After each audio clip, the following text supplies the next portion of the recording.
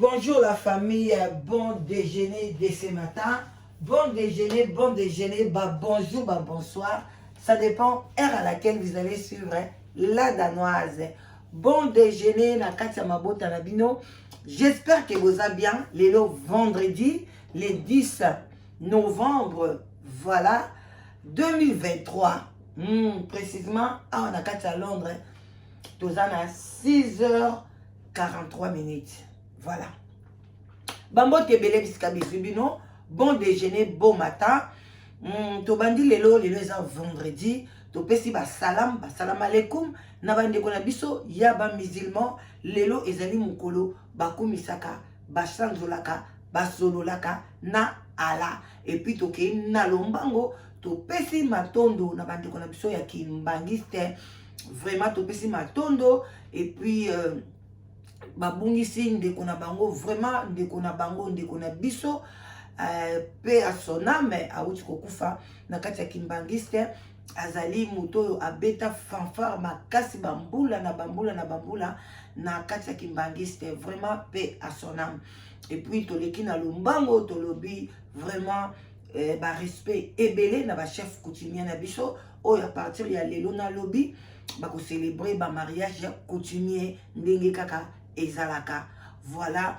Et puis tokei pe tobosani ba bonjour na biso te na ba témoin de Jéhovah, ba bonjour na biso néo apostolique, armée du sali, vraiment ba protestant, ba MMA tobosani te ba bonjour na biso esalaka bien makasi. Shalom na ba homme de Dieu, ba chantre de l'Éternel. Lelo toya koyoka prophétie ya Marie ya Laure Mbongo azali chantre munene boyebiye ndenga bandi miziki na ye banda bomwana ndenge pe ayaka kozwa mobali na ye oyo azaki producteur na ye ezalaka bongo ndenge pe kaizana ba miziki ya mokili ozana producteur na yo obali ye elingai pe kozala misu scandale mais na bonzambe balobi ke bakutani bango na bango. Voilà. Donc, abala pe producteur na ye, babota pe bana ebele, ekendeke pe bien, bolingo ya bango ekendaka bien, musique na ye pe ekendeke bien. Mais eloko nini, prophétie elobi na biso nini. Yango bandeko nanga, nakotiela bino prophétie, bokoyoka yango, toko décortiquer yango ngai na bino na tongo oyo na bon déjeuner. Bino mo boyebi bon déjeuner toyaka wana, toyaka kolamusa conscience. Tango talamusaka conscience bandeko nanga, ezalaka na lamusaka conscience na ngai moko te. Et pardon, ya bino ka te. Ngai mo pe na lamusaka conscience koyoka likambo ya boye soki nazaki pe na kati ya mabungi ou bien natambolaki na bosolo ekosala bien. Kola msa conscience ezaka te ke conscience na yo ezalaki kaka mabe, non, ekozala pe zaki nango malamu mais ekomaki kolala. Alors faut la musa yango to activer yango. Voilà, conscience ezali lokola ba montre oya kala et soki e bandi kolala faut ko activer yango ko tiango lisusu ko balola yango vraiment pona nini esalake elamuka. Voilà bandeko nanga sans tarder bilomo boye beza na tongo bon déjeuner ezora tamingite tozo tiango toyoka ensemble. Ser na biso kombo na e Fatou. Ser Fatou bandeko nanga, faire Fatou yeyo avant daka, je crois ceux qui avant dit na Australie te, avant daka na États-Unis, pourquoi pas Canada, bamboko yokuna yewana azali ser oyo ngai na landaka ba prophétie na ye makasi pona nde na bombaka te nayebisaka bino nalingaka ba prophétie mais kolinga prophétie il faut ko examiner yango. Voilà, il faut ko examiner yango. Ezala prophétie bimeli ngai moko, ezala bimeli yo, ezala bimeli nani, il faut toujours ko examiner yango, ko yeba yango très bien, ko benga même mutu oya pese yo prophétie, ko yoka explication na ye professionnel ni ko laksanini yo po prier po nango parce que prophétie ebimaka na ebimaka na deux côtés, soit prophétie satanique, soit prophétie ya bonzambe. Prophétie satanique ezaka te ke professionnel soki bimi eko envoûter yo eko lobela yo mabe eko salelo eko pe kolobela makamba malamu mais ezali ya Satan. Alors il faut oyeba e uti wapi source nango eza nini pona osa nini oyeba kokota na mabondeli na ndenge ya il y a bien.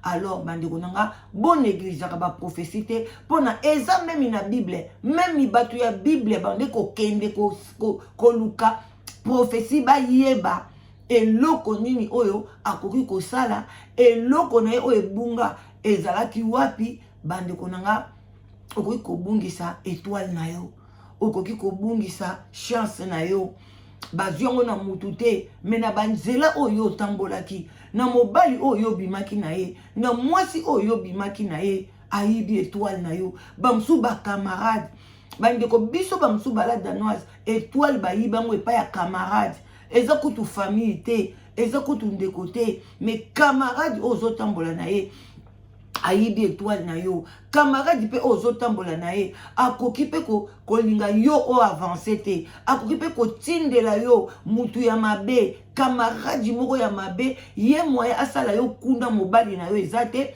aluki camarade moko boye, ayebi ba point faible na yo, ayebi ba point faible ya mobali na yo, atindi camarade na yo wana, aya pona détruire foyer na yo, aya pona détruire bana na yo. Alors bandeko nanga, mais soki ozali na prophète ya malamu, oyo na bonzambe akoloba ndeko keba na mabondeli, tala nazomona ezotambola malamu te, tala ezoboye eza boye na boye, eza te koye komi talisa, eza te bakotala oyo liboko, non, wana ekomi magie, mais prophète ya malamu oyo nzambe atindi ye akoavertir bino individuellement, akoavertir pe pays oyo ozali, akopesa pe prophétie, mais prophétie ya bonzambe ekokisamaka, mais échangeaka na ntango nini soki ezali ya malamu te, soki yo se repentir, soki osengi mawa na nzambe, nde place okomona ke prophétie ekochange oyo ya nzambe, mpo nzambe akope koloba ke yo kobala te, mais oleleli ye, obi ya ozondi obi nzambe yo lobaki, c'est pas bon que l'homme soit seul,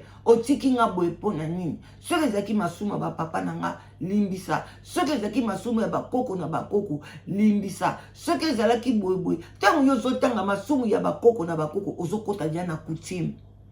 Alors tango balobaka bwakisa coutume na yo, mais tango yo bwakisi eloko balobi ke soko sanze eloko bwakisi okotanga kombo nango te, okosalela nango te. Mais ekoma pete ke tango ningo bala oluki coutume. Na coutume na biso babala ndenge ni.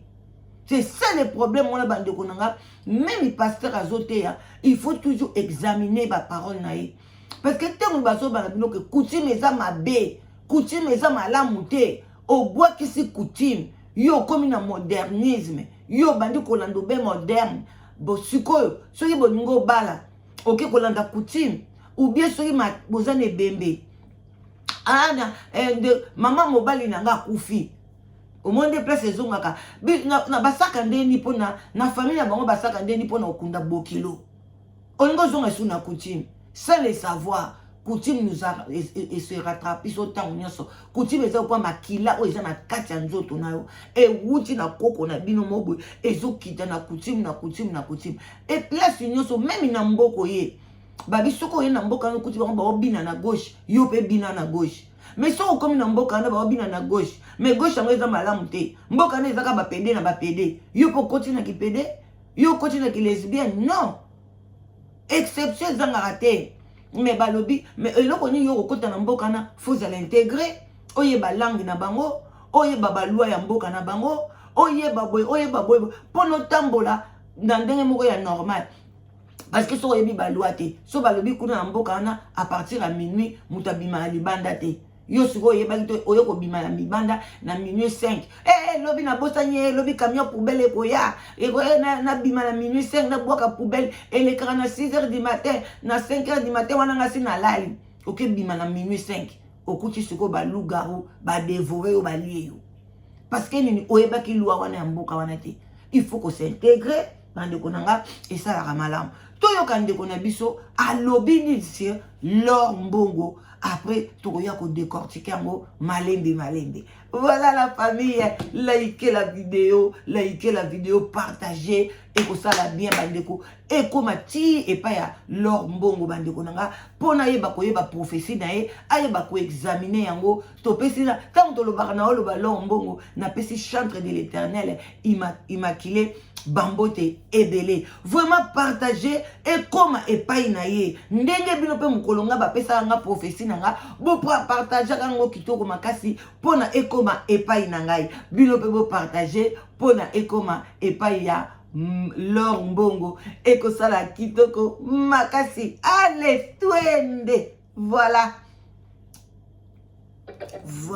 Voilà, tole kasiko. Yo kabisa. Pe ayebi na kopesa, na kozwa makomi na ozela to bandela, on est bandé. Shalom, shalom, shalom, peuple de Dieu. Na pesi bino mbote na kombo na Yesu. Voilà. C'est que Nzambe muto atindi. Ngala zaka simple enveloppe o Nzambe a utilisé pour na kopesa message, ainsi dit l'Éternel oyo euti et pas Nzambe. Mais bien le même message o Nzamba pesi eza pona Sœur Lor Mbongo oyo ayembelaka Nzambe na kati ya mboka Congo. Sœur Lor Mbongo message oyo esali pona yo. Poete batu nyonso o bazali abonné na kati ya chaîne oyo FM Fatou TV. Ngala bino tozo formé groupe de la vérité. Makambo o Nzambe azotalisa yango pende nazo memelango oyo esali peuple de Dieu. Et avant de passer le message, makambo o Nzambe ayebi na kopesa. Na kozwa makomi na Nzambe na 1 Jean chapitre 2 verset 6 na tangi makomi na kombo na Yesu. Bible zoloba na biso, c'est lui qui dit qu'il demeure en lui doit marcher aussi comme il a marché lui-même. Mais bien aimé Bible zoloba na biso, moto oyo azali na Christ kati na bomoi na ye asala masumu te peuple de Dieu. Pe mutu nyonso oyo asalaka masumu atikala koyeba Jésus Christ te na kati na bomoi na ye. Mais bien aimé Bible zoloba na biso mutu nyonso oyo asalaka masumu atikala koyeba Jésus Christ te. Yo omibengaka mwana na Nzambe, omibengaka serviteur de Dieu, omibengaka servante na Nzambe, mais masumu na kati na bomoi na olingi kotika te, sorcellerie olingi kotika te, ko adorer bikeko olingi kotika te, ko adorer biloko ya mokili olingi kotika te, ozo demeurer nanu kati na ténèbres, ozo demeurer nanu kati na molili, mais na monoko na olobaka ke ozali mwana na Nzambe. Bible zoloba na biso moto oyo azali na Christ kati na bomoi na ye, moto wana asalaka mabe te. Mais bien aimé, c'est dépouiller na makambo mabe, tika sorcellerie, tika makambo mabe po ete yo bengama mwana na Nzambe na kati na bomoi na yo, tika jalousie po ete yo bengama mwana ya Jésus Christ. Mais bien aimé, tika kindoki, tika moyibi po ete yo bengama mwana na Nzambe. Mais bien aimé, Bible zoloba na biso Jésus Christ tango autaki koji. Voilà bandeko nanga bolimbisi to kata mwa moke. Ndeko mwasi atangi verset moko kitoko makasi oyo kokola musa yo nanga na tongo ya lelo conscience. Alobi ke bandeko nanga na verset wana balobi yo benga makamwana na Nzambe. I balobi faut tambola ndenge Jésus Christ atambolaki. Asite mwa makambo ebele alobi ke tika moyibi, tika jalousie, tika kotonga, tika kofinga, tika kiboki ndoki, tika boy boni bobenga na kabana na Nzambe. Bo yaka bo tonga kabaninga oko yana na YouTube mutu okuti batu na ye osali groupe moko ya ki camarade bo koti na kati pona boya ko détruire chaîne ya batu. L'air yo lelo ko mona ke mama la danoise lelo nazo sepela na ye lisusu te. Olio kende yo moko omemi mukumba nyonso tu ya batu wana oyo yaki kokuta ndenge moko pe na église. Okay, na église ya Songolo Pakala okuti papa pasteur anyokwa mi abunda mi atongi église na ye yo ye wana obandi ko bunda oye sika kuto humilité obandi ko kota ki camarade na patu pona lobi osala coup d'état omema batu nyonso ya église ya batu okene ko sala église côté na yo bandeko ezali kitoko te. Mais ozobenga mwana na Nzambe bandeko na biso parla na koko citer exemple ya Kecha Olangi na Aksa Olangi. Aksa Olangi yo kuto okei kozwa na mobali ya batu mwasi wana lelaka butu na moi. Mais lelo yo kaka wana okomi kofinga lisusu couple ya papa Amos na mama Amos mama Mado ozotala nonte yo utaki wapi olingwa ko intoxiquer JCC o ya Belgique parce que Monique mbongo o ya JCC ya Belgique e ko kende biso e pai na yote e katani bozali ko exploiter bateau eza kitoko te kecha olangi yo e ko memela biso ko lila na kati ya Belgique e ko simba te mutu moko bando yaka ba mama pleureuse no alela rezalité to si to ya poto nzambe alongola biso na passe physique to tikala na passe spirituelle pona o eza okitoko talola mais passe physique nzambe dimina yango soki malade ezali to ke na hôpital soki ko nzali ezali to fungola frigo to zo biloko ya kolia donc to kolela kana kati na poto te bande konanga to continuer bino moko boyebi na kataka ba audio parce que ezali yanga ite na koiko chango mobimba te to kene na lumbango erezo kene gêné akitaki na se peuple de Dieu et diable ayaki komekai diable atalisaki biloko nyonso ya mokili oyo alobi na ye adore ngai soki yo adore ngai enga na kopesa yo biloko nyonso ya mokili oyo mais bien aimé Jésus-Christ ayebisaki alandaki diable te alandaki biloko ya mokili te kasi ayebisaki na diable ete ngai na koadore te kasi yo nde moto kokumbanelanga mais bien aimé esengeli na biso toyeba puissance et adoration ezali eloko moko te diable amenasaka lokola adoration mais bien aimé diable amenasaka adoration makasi parce que ayebi puissance et adoration ayebi ete soki ozo adore oyo ezali nzambe amimonisaka po ete adoration yango nde eza bilei na nzambe ntango nzambe azwaka oyo ezali adoration nzambe akitaka na bonzambe na ye mpona komimonisa na kati na bato yango ozomona na kati na mboka na biso badorateur na mboka na biso Congo e baza menase bakomi koadore oyo ezali biloko ya mokili bakomi kolinga oyo ezali biloko ya mokili que Jésus-Christ de Nazareth. Et message o nzamba yebi na kopesa ezali pona mama na biso sœur Lormbo. Et nzamba lobi na ngana yebisa yo réponds-toi sincèrement. Mais bien aimé dernièrement ba jour e uti koleka et sali ba 3 mois nzamba pesa ki pe message pona mama na biso e na yaki kopesa. OK. Na kati na message wana nzambe atalisaka ki mama na biso alingi mbongo mingi mama na biso azolala me azokonte mbongo elingi kolakisa ke atiki kobon bandeko tozonga na tovanda mbambango topesa sous moi 10 minutes donc mama azoloba na bokembi nyonso ke mama Lor Mbongo atiki bonzambe be akomi na mingi na mbongo donc alingi mbongo bandeko na ngai alors bandeko bino mo bomonaka ba concert na bango mbongo makambo nyonso mbongo mama Lor Mbongo akomi ka kota ko konto e batu ya mbongo ba ta gouvernement ba biloko wana alors que soki olandeli Jésus-Christ de Nazareth il faut la simplicité. Voilà, tozo continuer donc alotaki mama Lor Mbongo aza ko compter mbongo yo soki lelo yo loti ko zo compter mbongo bandeko oh quand na wacha ba commentaire à likolo to atongo mais ce qui nga lelo la lando na loti ke na o compter mbongo mais cela veut dire que c'est élévation cela veut dire que na nginza balinga bénir nga financièrement mais sikoyo enzoka nde eza bongo te pona mama Lor Mbongo eza makaka diaka tolanda ondela mais akomi ko adorer mingi o ezali mbongo ezalaki message o nzamba pesaki enayaki kopesa ona kati na chaîne oyo ya FM Fatu TV et lelo nzamba ayebi na kopesa lisusu message mususu pona mama na biso sœur Lor Mbongo engana obéir kaka na voix ya nzambe pona koya ko passer ainsi dit l'Éternel makambo o nzambe ayebi na kotalisa et avant de passer le message na kobondela nanu pa na nzambe peut na lo ba selon ngaité mais selon molimo santo na nzambe